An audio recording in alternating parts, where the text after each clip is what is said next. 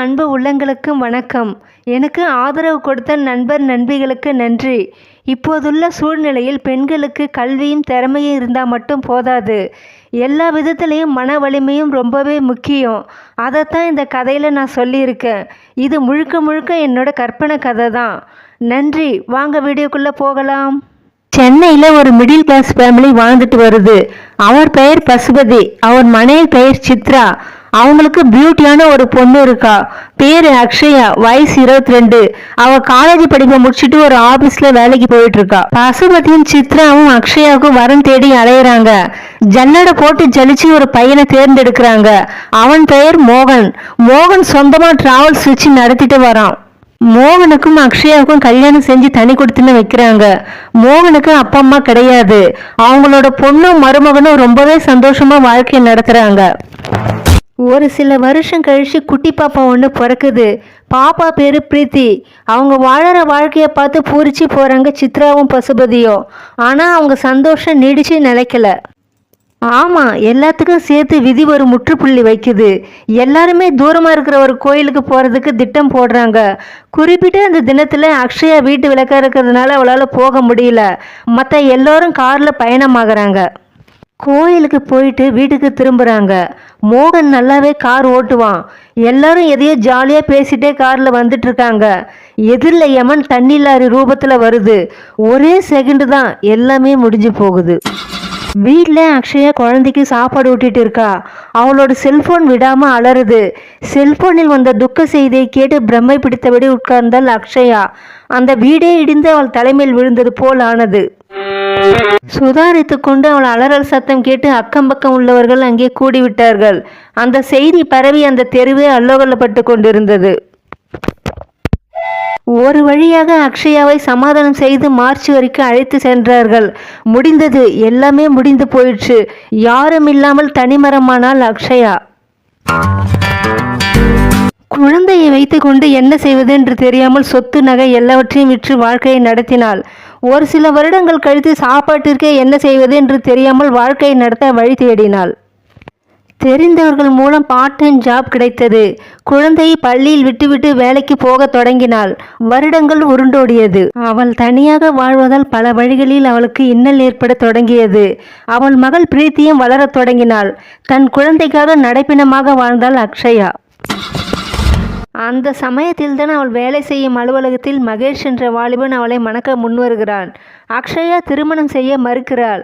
ஆனால் அங்கே வேலை செய்யும் ஊழியர்கள் அவளுக்கு அறிவுரை சொல்கிறார்கள். இதை பாரு அக்ஷயா, இந்த காலத்தில் தனியாக வளர்றது ரொம்ப கஷ்டம். உனக்கும் உன் குழந்தைக்கும் ஒரு துணை கண்டிப்பாக வேணும் என்று எடுத்து சொல்கிறாள் அவள் தோழி. கரைப்பார் கரைத்தால் கல்லும் கரையும். அவள் மனமும் கரைய ஆரம்பித்தது. அலுவலகத்தில் வேலை செய்யும் நண்பர்கள் முன் அவர்கள் திருமணம் எளிமையாக நடந்து முடிந்தது. மகேஷும் அக்ஷயாவும் பிரீத்தியை நன்றாக கவனித்து கொண்டார்கள். பிரீத்தியை தன் மகள் போல பாவித்தான் மகேஷ். பிரீத்தி 8 வயதை எட்டி பிடித்தாள். அக்ஷயாவுக்கு ஆண் குழந்தை ஒன்று பிறக்கிறது. பிரீத்திக்கு ரொம்பவே சந்தோஷம். தனக்கு தம்பி பாப்பா பிறந்து விட்டான் என்று 15 வயதை எட்டி பிடிக்கிறாள் பிரீத்தி. அக்ஷயா வேலைக்கு செல்கிறாள். தன் தம்பிக்கு சாப்பாடு ஊட்டுவது, கதை சொல்வது என்று ஒரு சின்ன தாயாக தன் தம்பியை பார்த்து கொள்கிறாள் பிரீத்தி. நன்றாக போய்கொண்டிருந்த அக்ஷயா வாழ்க்கையில் மறுபடியும் ஒரு சூறாவளி வீச தொடங்குகிறது. ஆம், தவறான நண்பர்கள் சகவாசத்தால் குடிக்கு அடிமையாகிறான் மகேஷ். அடிக்கடி தள்ளாடி கொண்டே வீட்டிற்கு வருவான். இதனால் அடிக்கடி அக்ஷயாவிற்கும் மகேஷுக்கும் சண்டை வந்து கொண்டே இருந்தது. அக்ஷயா அழுது புலம்புவாள். அவள் தலைமீது அடித்து சத்தியம் செய்தான், இனிமேல் குடிக்க மாட்டேன் என்று. ஆனால் 2 நாள் கழித்து தள்ளாடி கொண்டே வீட்டிற்கு வருவான். இதனால் வீட்டில் நிம்மதி இல்லாமல் போனது. குழந்தைகள் மனமும் மிகவும் பாதித்தது. இப்போது பிரீத்தி 18 வயது பருவத்தை எட்டினாள். தன் தம்பிக்கு ஹோம்ஒர்க் சொல்லி கொடுத்துவிட்டு தானும் படித்துவிட்டு தூங்கி கொண்டிருந்தாள் பிரீத்தி. கதவை தட்டும் சத்தம் கேட்டு கதவை திறந்தாள் அக்ஷயா. தள்ளாடி கொண்டே உள்ளே வந்தான் மகேஷ். அங்கே யார் ஒரு பொண்ணு புதுசாக படுத்துட்டு இருக்கா? அக்ஷயா கத்தினாள். குடிச்சிட்டு வந்தால் நம்ம பொண்ணுங்கிறதே மறந்துடுவியா நீ என்றாள். அவள் ஏண்டி என் பொண்ணாகிறா? உனக்கும் உன்னோட முதல் புருஷனுக்கும் பிறந்த பொண்ணுன்னு சொல்லிவிட்டு அறையில் போய் படுத்து கொண்டான் மகேஷ். தான் திருமணம் செய்தது தவறோ என்று நினைத்து அழத் தொடங்கினாள் அக்ஷயா. அன்று ஒரு நாள் மழை கொட்டி கொண்டிருந்தது. அக்ஷயாவிற்கு அலுவலகத்தில் வேலை அதிகமாக இருந்ததால் வீட்டிற்கு வர தாமதமானது. சிறுவன் பிரீத்தியை நச்சரித்தான். அக்கா அக்கா, கதை எதுனா சொல்லுக்கா. சரி சரி என்று கதை சொல்லத் தொடங்கினாள் பிரீத்தி. ஒரு ஆள் தினமும் நைட் ஷிஃப்ட் வேலையை முடிச்சுட்டு சுடுகாட்டு வழியாக போவானா. அந்த சுடுகாட்டில் இருக்கிற பேய் தினமும் இவனை கவனிச்சுட்டே இருந்துச்சான். எப்படி இந்த ஆள் பயம் இல்லாமல் நம்ம வீட்டை தாண்டி தினமும் போகிறான், இவனை ஏதாவது ஒரு வழி பண்ணணும்னு அந்த பேய் நினச்சிதான். அன்னைக்கு ராத்திரி 12 மணிக்கு வழக்கம் போல் அந்த ஆள் சுடுகாட்டு வழியாக போயிட்டு இருந்தான். அந்த பேய்க்கு கோவம் வந்து அவனோட முடியை பிடிச்சு இழுத்தது. அவன் திரும்பி பார்த்தான். ஒரு பயங்கரமான உருவம் அவன் முன்னாடி நின்றுட்டு இருந்தது. அதோட நாக்கு கால் வரையில் தொங்கிட்டு இருந்துச்சு. ஆனால் அந்த ஆள் அதை பார்த்து பயப்படவே இல்லை. அந்த பேய் பயங்கர கோவத்தோடு அந்த ஆளை பார்த்து கேட்டது, என்னை பார்த்து எத்தனையோ பேர் ரத்தம் கக்கி செத்துருக்காங்க, உனக்கு எவ்வளோ தைரியம் தான் என்னை பார்த்து பயப்படாமல் போவேன்னு அந்த பேய் சொல்லிச்சு. அதுக்கு அந்த ஆள் பதில் சொன்னான், நான் ஏன் உன்னை பார்த்து பயப்படணும், நான் தான் உன் தங்கச்சி கூடவே 10 வருஷமாக குடும்பம் நடத்துகிறேன்னு அந்த ஆள் சொன்னான். அவனோட பதிலை கேட்டு அதிர்ச்சியில் அந்த பேய் அங்கேருந்து ஓடியே போயிடுச்சான். அந்த கதையை கேட்டு விழுந்து விழுந்து சிரித்தான் சிறுவன். நாட்கள் நகர்ந்தன. இப்போதெல்லாம் மகேஷ் சரியாக வீட்டிற்கு வருவதில்லை.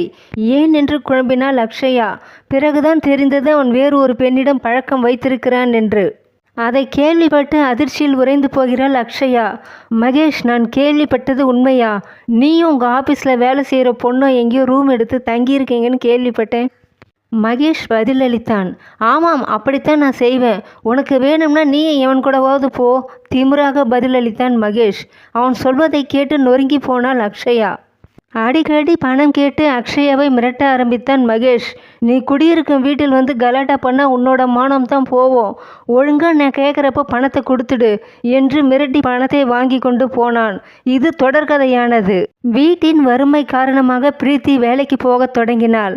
அன்று ஒரு நாள் இரவு 11 மணி. கதவை தட்டினான் மகேஷ். அக்ஷயா கதவை திறந்தாள். உள்ளே வந்தான் மகேஷ். பிரீத்தியும் சிறுவனும் உறங்கி கொண்டிருந்தார்கள். மகேஷ் பிரீத்தியை ஓரக்கண்ணால் பார்த்தபடி பேசினான். உன் பொண்ணு இப்போ பார்க்கறதுக்கு தேவதை மாதிரி அழகாக இருக்கா இல்லை? அக்ஷயா கத்தினாள். உனக்கு தேவை பணம் தானே, மரியாதையாக வாங்கிட்டு வெளியே போயிடு. பணத்தை எடுப்பதற்காக உள்ளே சென்றாள் அக்ஷயா. ரூமின் கதவை வெளிப்பக்கமாக பூட்டினான் மகேஷ். பிரீத்தியின் ரூமுக்குள் நுழைந்த மகேஷ் வெறி கொண்ட வேங்கையாக மாறினான். பிரீத்தி அலறினாள். வேலியே பயிரை பதம் பார்க்க ஆரம்பித்தது. சிறுவன் ஓடி வந்து அவன் அம்மாவின் ரூம் கதவை திறந்து விட்டான். பத்ரகாளியாக மாறினாள் அக்ஷயா. விளக்கு மாத்தை கையில் எடுத்தாள். மகேஷின் முடியை பிடித்து கொண்டு வெறி தீரும் வரை விளக்கு மாத்தால் விளாசினாள். வெளியே போடா நாயே. அலறி அடித்து கொண்டு வெளியே ஓடினான் மகேஷ். அக்கம் பக்கம் உள்ளவர்கள் அங்கே கூடிவிட்டார்கள். போலீஸில் புகார் கொடுக்க விரைந்தாள் அக்ஷயா. போதையும் கோபமும் அதிகமாக மிகவும் வேகமாக பைக்கை ஓட்டினான் மகேஷ். கர்மா அதன் வேலையை செய்ய ஆரம்பித்தது. ஆம், பைக்கை வேகமாக ஓட்டியவன் ஒரு மரத்தின் மீது மோதினான். ஆபத்தான நிலையில் அவனை மருத்துவமனைக்கு தூக்கி சென்றார்கள். அங்கே அவன் உயிர் பிரிந்தது. அவனால் யாருக்கும் உபயோகம் இல்லை. அவன் கண்களாவது அடுத்தவர்களுக்கு உபயோகமாகட்டும் என்று அவன் கண்களை தானமாக கொடுத்தாள் அக்ஷயா. அக்ஷயா வாழ்க்கையில் இருள் விலகியது. வெளிச்சம் வர தொடங்கியது. சிறுவன் பெரியவனாகி கல்லூரி 2ஆம் ஆண்டு படிக்கிறான். பிரீத்தியை ஒரு நல்ல இடத்தில் மணமுடித்து கொடுக்கிறாள் அக்ஷயா. பெண்கள் மனது வைத்தால் எந்த சூழ்நிலையிலும் சாதிக்கலாம்.